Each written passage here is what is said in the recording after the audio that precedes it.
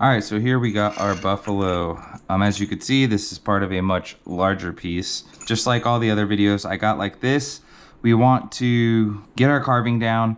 And as you can see, I got some details that aren't necessarily carved in here. Obviously, we have only the front half, but the back half of the buffalo is gonna be basically the same. It's the same exact hair textures as the rest of the body, but we're gonna jump right into it. If you've ever seen any of my other how to tool videos, you'll know that I'm a big fan of trying to hard bevel as many lines as possible, especially around the outside. So your silhouette and basically your different segments of whatever it is you're trying to tool are gonna be super important. I'm starting out with the buffalo head, which obviously includes the horns, just the whole head and the whole kind of face chunk.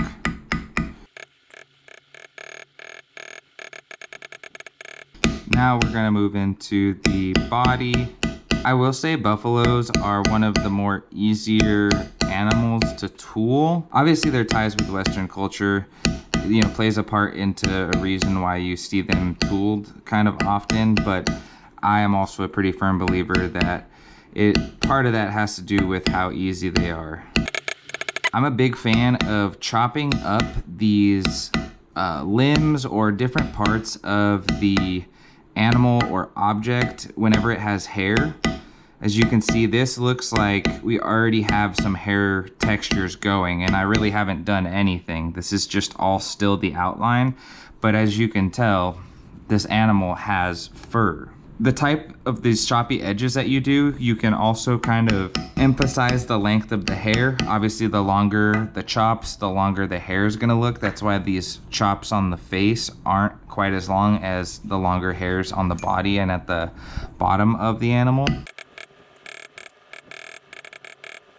I'm gonna be real gentle with this eye. You can definitely smash it down and make it awkward, but we do want to bevel it. Quick interruption. YouTube has notified me that literally 80% of you guys who watch my videos are not subscribed. So please hit that subscribe button. We are trying to hit 3,000 subscribers by the end of 2023. I'm not a full-time YouTuber. I am a leather crafter who makes videos in his spare time, just trying to put out some extra content for you guys. So please hit that subscribe button, like this video, share it with a friend, do what you can. Most of these videos take 5 or 6 hours to make between filming it, editing it, making a thumbnail, all that stuff. I don't get paid to make YouTube videos. I just enjoy doing them. So in return, if I bring you any kind of value, whether you laugh, you cry, you learn something, whatever it might be, please hit that subscribe button. Now back to the video. The more you can bevel instead of using just a molding tool or other texturing tools, the better, because these hard lines and these hard bevels are going to last over time. The molding tools and other specialty kind of tools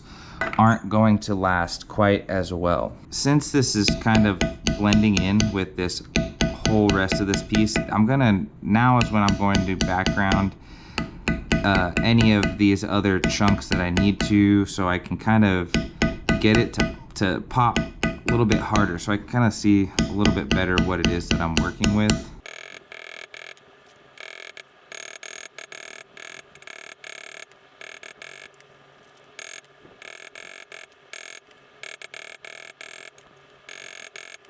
Okay, so there we go. Our buffalo is looking, good and pronounced. Okay, now what I want to do is kind of block off this nose.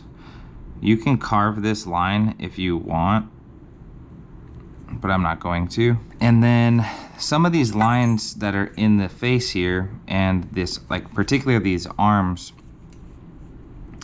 you can either carve these or kind of leave them like this, but what I like to do is give us these breaks, just so that way it gives us a little bit more kind of textures and a little bit more layers.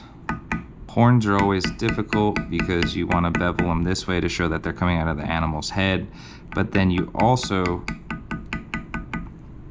kind of want to give it a ridge because it looks awkward if you don't give it a little opposite ridge. We're gonna give these horns some texture, which might be a little bit hard to see on the camera, but I'm basically just taking a beveler and using my hand pressure to give it some of these texture lines. And then I'm also gonna come in here with this beveler and round off some of the facial shape.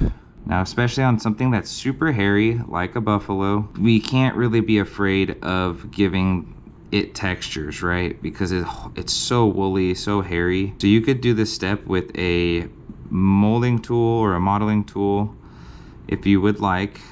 I am personally a fan of using bevelers by hand. I kind of like more of a scratchy kind of texture look. Also too, you can get a little creative and turn it a little bit more sideways and get larger brush strokes. You don't have to necessarily use the side, you don't have to use the side like that.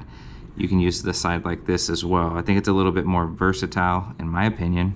So a huge important part of anything with hair is making sure that you follow the lines that are natural to the animal, right? So as you can see, these hairlines, they flow this way.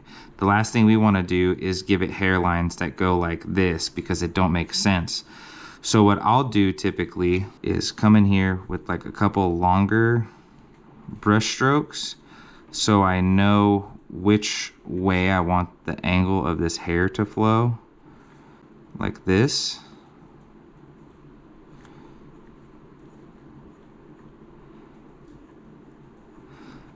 And then from there, you just want to use your better judgment on the length of hairs for whatever animal it is, whether this is a buffalo or a bobcat or a deer, whatever it might be. But because this buffalo has a little bit longer hair than probably your average mammal you're going to be tooling, you want to have a little bit longer brush strokes. And you can see that I do these long ones like this, right? And it kind of looks like crap, but we'll do that and then we can kind of bring the two angles together and kind of blend those angles and those hairs. And as you can see, now this head, buffalo head, is starting to look pretty dang snazzy.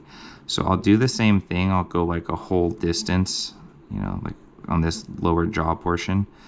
And I mean, you can technically leave it there, but if you want it to look good, you'll come back with some more lines in the same direction and kind of break up some of those massive long lines. And that gives you a much more realistic looking flow. What I like to do also, another thing is here, I like to, as you could tell, I'm not doing these giant body portions quite yet because those can get kind of tricky. So what I'll do is like a more manageable chunk, like this little chunk below, his jawline, his little, buffalo beard, if you will. It's kind of easy to do. So same thing on this side over here. Now, the shoulder of any animal is always kind of difficult, I'm not gonna lie. Especially buffaloes, they're super awkwardly shaped. You would think that their arms kind of start lower here, but their arms start way higher because a lot of this hair dangles down and then their actual body, the hairs dangle downward. So in order to get like a solid shoulder, definition, I'll come in here like this and use my hair textures. To kind of create these other lines instead of having to sit here and actually tap them. So we're going to kind of create this hair part.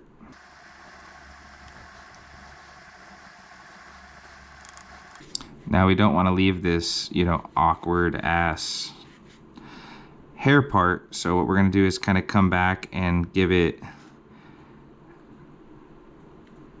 another kind of a layer, right? So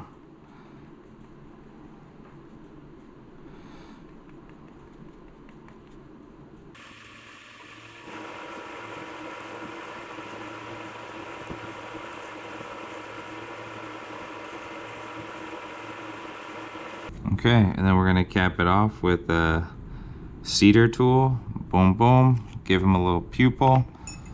And there you have it. And what I'll come back and do is just kind of randomly give it a couple like harder, marks just to kind of give it some variety and just kind of more natural textures. You got to remember, nature's not super symmetrical. and even. If you can kind of break up some of these lines to be, you know, not as symmetrical, the better. That is how you tool a buffalo.